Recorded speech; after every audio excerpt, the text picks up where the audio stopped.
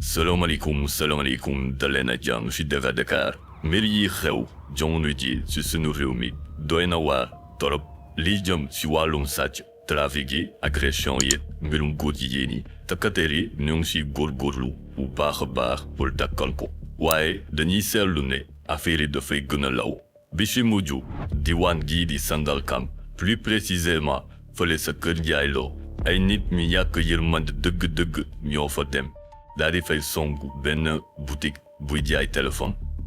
ñoom nag jël nañ fa alal gu takku bu ñuy xayma lu toll ci 10 millions de francs CFA anam biñ ko jëlee nag ñaaw na trop waaye caméra de surveillance yi filmé nañ lépp nañu dem seetaanandoo vidéo bi mais balaa lool nag ñoo ngi leen di ñaan ngeen abonné wu ngeen like vidéo bi te ngeen partagé ko sans plus tarder mun nañ dem.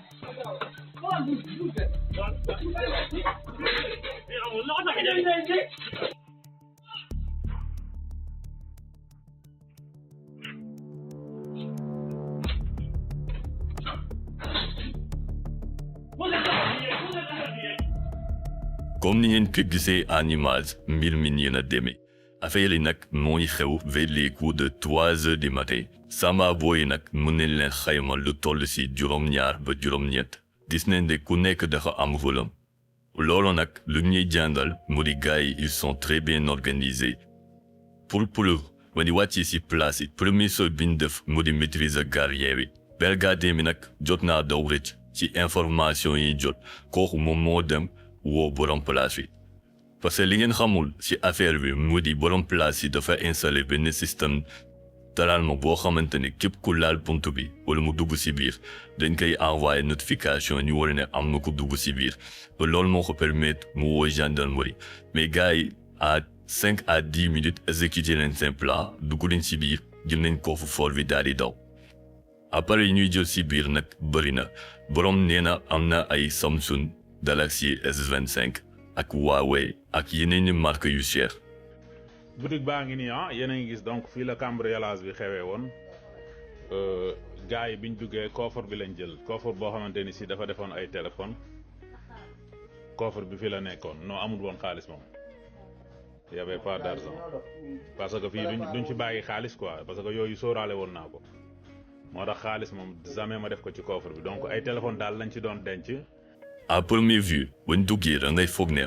li leen intéressé mu di matériel yi mais loolu intéressé wu leen parce que xam nañ ne pour la plupart des boutiques téléphones yi fa nekk day am système d'identification ba foo ko sàccee foo koy mënti utiliser li la mën a géolocaliser ba loolu moo waral sax soo leen xoolee gars yi concentré wu ñu si appareil yi dañoo dem directement si coffre-fort bi di foogoon ne nag coffre-fort bi am na xaalis mais coffre-fort bi amul xaalis parce que boroom xam na lu mel nii mën na ko dal ba loolu moo waral du bàyyi xaalis bi si coffre-fort bi foofu moom il a été très intelligent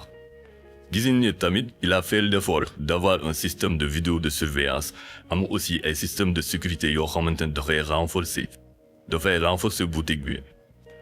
mais cependant am na ay mesures yoo xamante ne mën na ko mettre en place pour renforcer sécurité place bi benn bi moo di installer ay système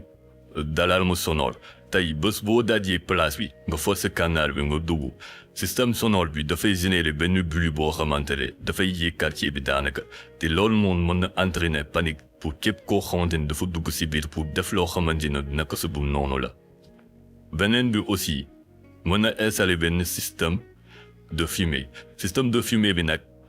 moom ci détecter infraction automatiquement dafay diviser benn fumée maanaam saxaar bu weex tal boo xamante ne du may kii dugg ci biir moo mën a gis. beneen affaire bu ñu mën a constater aussi moo di réaction force de l'ordre yi en quelques minutes intervenir nañ mais malheureusement fekk na gars yi daw leen ba pare waaye enquête bi moo wéy pour identifier ñiy def lii nii. vidéo bi nag il arrive à son terme noonu leen di ñaan ngeen abonné wu ngeen like vidéo bi te ngeen partagé ko si sa ñoo yowaat ba beneen sur Dakar Dakar. démb suite cambriolage bi vraiment sénégalais yi maa ngi gërëm ñëpp di remercier ñëpp gis naa seen soutien yéen ñëpp